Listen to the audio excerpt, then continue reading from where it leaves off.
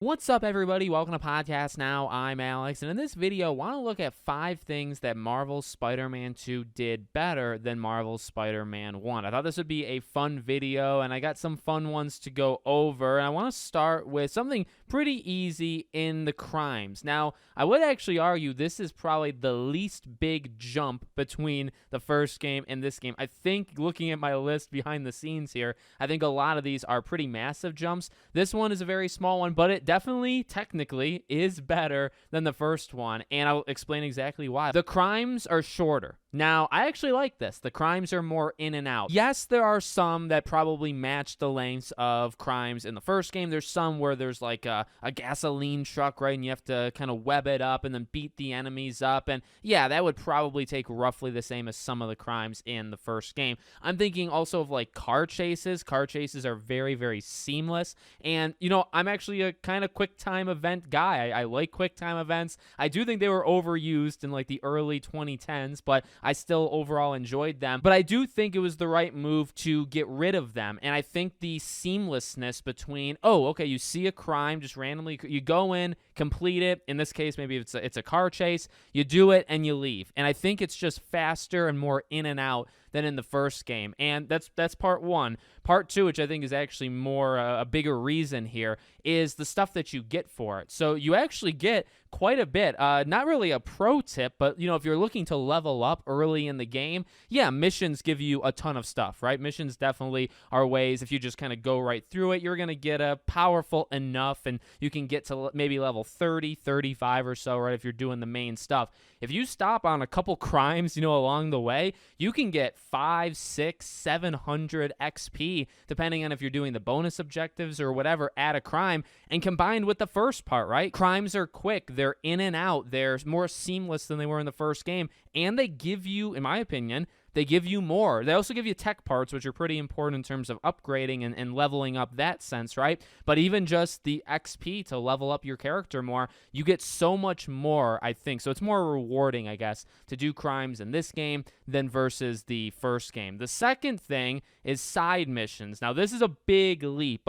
It's not maybe necessarily the biggest leap from Miles, but it is a pretty substantial leap from the first game. The side missions here, are there that many of them? No, but it's actually a very good, like, it proves the point of quality over quantity, okay? There are less of them, or at least it feels like there's less of them. I haven't done an official count yet, but there is so much detail. And there's several side missions, I'm not going to spoil anything, but there's been some side missions that have been floating online of kind of emotional moments, right, that are really, really good. And there's side missions that tie into, like, major characters. We will spoil that in terms of, like, say, Wraith, right? An entire side quest arc given to her. And you don't have to do it. It's a side thing. You know, you don't have to. Now, some of them are not as impactful. There's several side missions that obviously have no impact on the main. In fact, maybe actually all of them have no impact on the main thing, but they're much meatier. There's multiple phases to them, right? In terms of Yuri or Wraiths, I think there's maybe 3 or 4 missions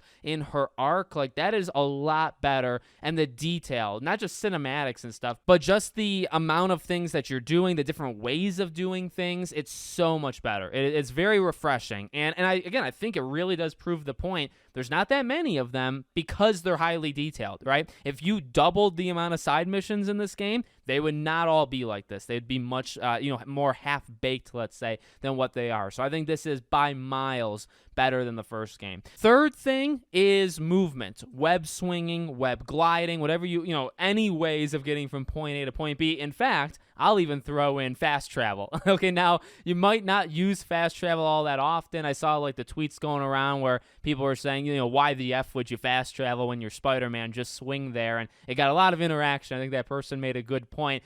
To be honest, I fast traveled towards the end of the game when I was trophy hunting and trying to, do the last stuff. Number one, that's incredible. And the speed of fast travel in this game is unbelievable, right? You can't match it with a game that's 5 years old because the technology is just not even close in that department. But no, in terms of getting from point A to point B, I don't know if I can go back. I don't know if I can literally go back to play Marvel Spider-Man 1 because the web swinging, you just kind of have to play it. It is a lot better. As I've actually pointed out even on Twitter, turning down the web swing assist, right? It starts you at a 10. 1 is, very physics kind of based, and that's where you can really pull off those loop-de-loops and stuff. I played it at like a 5 to a 7 the entire game, and I loved it. I absolutely loved it. It's dynamic. It feels more real. Again, it feels more physics-based. It's so good, and that's just web swinging. Web swinging on its own is miles better than it was in the first game. Then you add the web wings, and that's just taking it to a whole new level. Gliding on the water, you know how big a fan I am of water. That was incredible. Just from getting to point A to point B, which, let's be real, you do that a lot. Like, a lot of this game is movement-based, considering you're Spider-Man. So, of course, you're going to want it to be pretty good.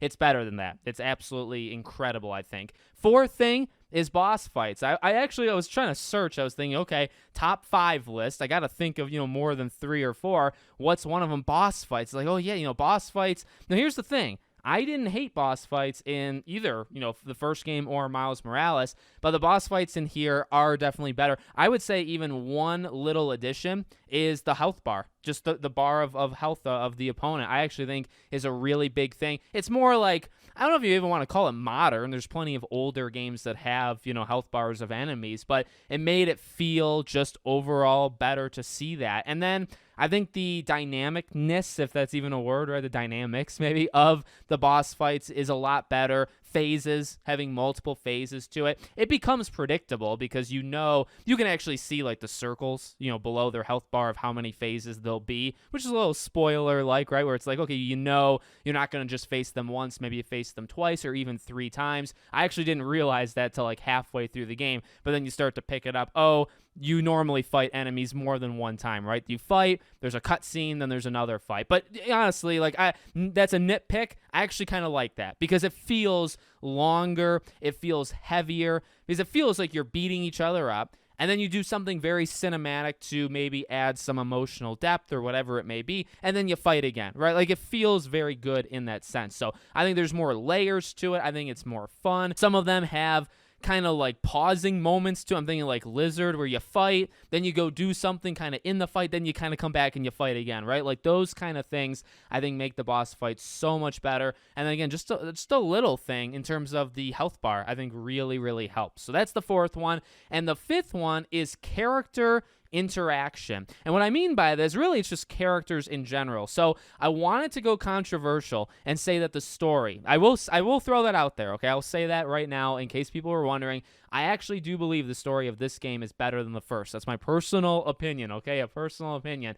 I have seen plenty of people disagree. That's totally fine. I respect you as long as you respect me. Let's meet in the middle. I'll meet you in the middle and say, I feel it's very easy to argue this. The interaction between, say, Peter and MJ or Peter and Harry, right? I think those interactions in this game are better than they've ever been in the other two. I really, really would stand by that. It's subjective. It's all subjective. And even the story, right? I didn't want to be too controversial. I do think the story's better, but I think what's easier to argue is the characters. I've talked about in the past, maybe in the review or some other video I've done, I think this is a really good version of MJ. I think Laura Bailey does a fantastic job. I think the characters here are extremely strong. I think they could win awards for how good they are, right? The stuff that Yuri Lowenthal has to kind of throw into Peter's voice, throughout the entire arc he goes through over this game, that's good enough already. You know what I mean? That's good to begin with. But then the interactions and the emotions with Harry and the emotions with MJ and even Miles. Like, Miles is a very good character, I think, and his interactions with Haley, a lot of them, his interactions sometimes with Mysterio or, whatever it may be, he's got some really, really good ones as well. So I think just that personal connection, the writing, the voice acting, I think it's really, really good. And it felt more personal. It felt more real. Not that the first one wasn't, because I think there was a lot of moments between Doc Ock and Peter. Like, those two made a really good pair. And also, Peter and MJ. Those two are extremely good. They're not in it actually together all that much, like in person in the first game. Maybe 5, 6, 7 times. But when they're together, maybe that's actually a lot compared to Spider-Man 2. It's maybe the exact same, but I think it was so much better. There were more standout moments, dynamics between two characters in this game than there were in the first game. So let me know what you guys think. What was better in your opinion from this game to the last game? Make sure, as always, you're subscribed to the channel, bell icon turned on, and I hope to see you all on the next one.